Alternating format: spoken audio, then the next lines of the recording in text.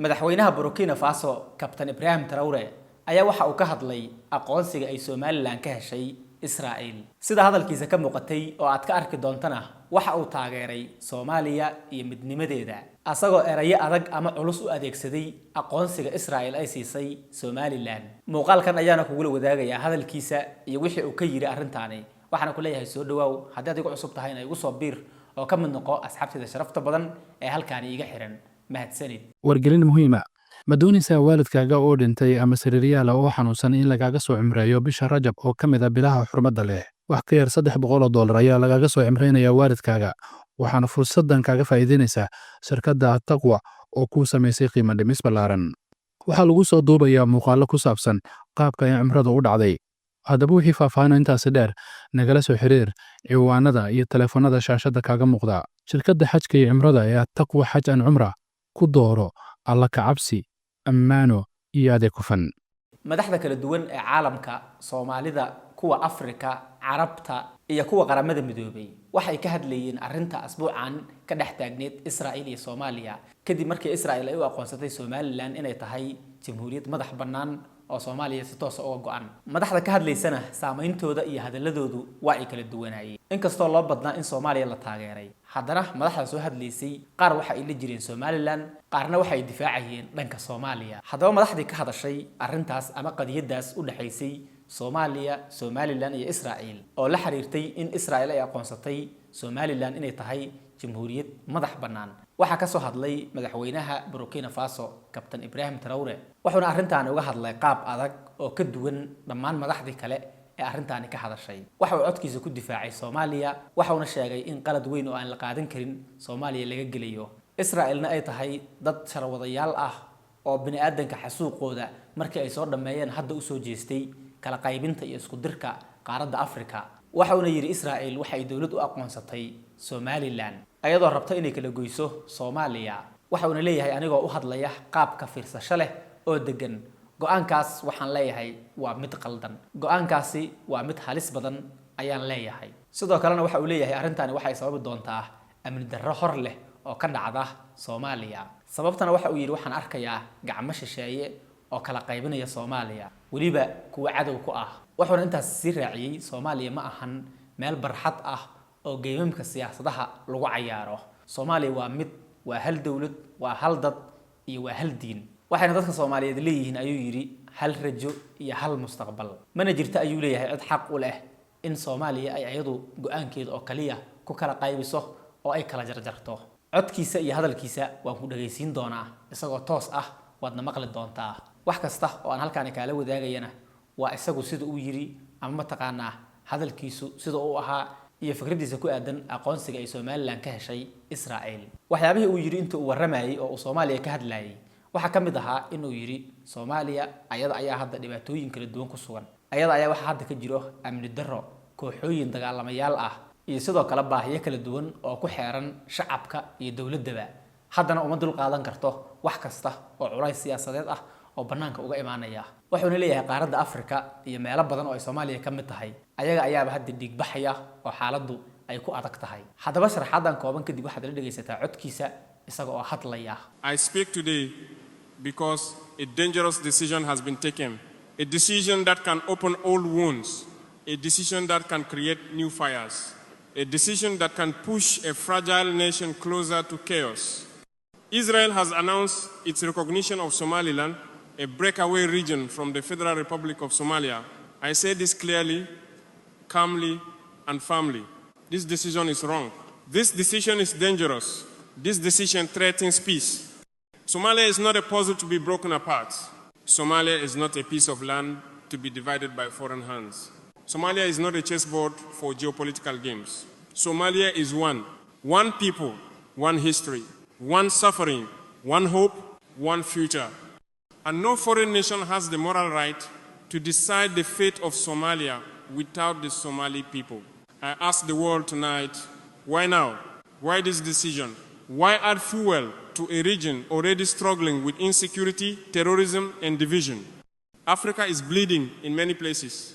Our nations are fragile, not because we are weak, but because history was cruel to us. Borders were drawn without consent. Communities were divided without mercy. Conflicts were planted and left to grow. And now, when Africa is trying to heal, when Somalia is trying to stand, someone chooses to press on the wound again. This is unacceptable. I have seen images that broke my heart. Young Somalis crying in the streets, elders speaking with pain in their eyes, mothers holding children and asking one question: why does the world keep dividing us? This recognition is not an act of peace. It is an act of provocation, and history teaches us one lesson very clearly. When you divide a fragile country, you do not bring stability, you bring war. Somalia has suffered enough. Decades of conflict, foreign interventions, terrorism, displacement, hunger, pain that words cannot fully describe, and yet the Somali people still stand. They still believe in unity. They still believe in rebuilding. They still believe in one nation. So I ask Israel directly, respectfully, but firmly, what is your objective? Why be the first country to take this step? Why choose recognition instead of dialogue? Why choose division instead of unity? Why now, when Somalia needs healing, not fragmentation? This question must be answered honestly. Because when a powerful nation takes such a step, it sends a signal to other actors, a signal to armed groups, a signal to those who profit from instability, and that signal is dangerous. Africa does not need new divisions. Africa needs unity. Africa needs cooperation. Africa needs healing. Pan-Africanism is not a slogan. It is a necessity. When one African nation is weakened, all of Africa feels it. When one African country is divided, the whole continent becomes less secure. Somalia's unity is not only Somalia's issue. It is Africa's issue. Today, it is Somalia. Tomorrow, it could be another country, another region, another people told they are separate, different, independent, without a true, inclusive, peaceful process. This is how wars begin. This is how blood is spilled. This is how generations suffer. I say this with deep emotion. Africa is tired of being a laboratory for dangerous experiments. We are tired of foreign decisions made without African consent. We are tired of seeing our fragile states push into deeper crisis. We are tired of watching unity sacrificed for political interest. Somaliland is part of Somalia. This is not hate. This is not denial of identity. This is respect for sovereignty. Any discussion about the future of regions must come from inclusive dialogue among Somalis themselves, not from external recognition that ignores the consequences. Tonight, I defend Somalia, not with weapons, not with threats, but with words, truth, and African dignity. Because defending Somalia's unity is defending Africa's future. And I warn with calm seriousness, division creates war. Unity creates peace. Africa must choose peace, and the world must stop pushing us toward war. I speak now with a heavy heart, because what I see happening is not diplomacy, it is provocation. It is not peace, it is a spark thrown into dry land. It is not help, it is interference. When Israel chose to recognize Somaliland as a separate state, it did not bring hope. It brought fear, it brought anger, it brought danger to a land that has already suffered too much. Somalia is a fragile country. Somalia is a wounded country. Somalia is a country that has been bleeding for decades. Its people have lived through war, famine, foreign intervention, terrorism, displacement, and division. And just when the Somali people are struggling to heal, to rebuild, to stand again as one nation, someone comes from far away and presses a finger into the wound. I ask the world to pause and think. What happens when you tell one part of a fragile country that it is separate? What happens when you reward division in a place already torn apart?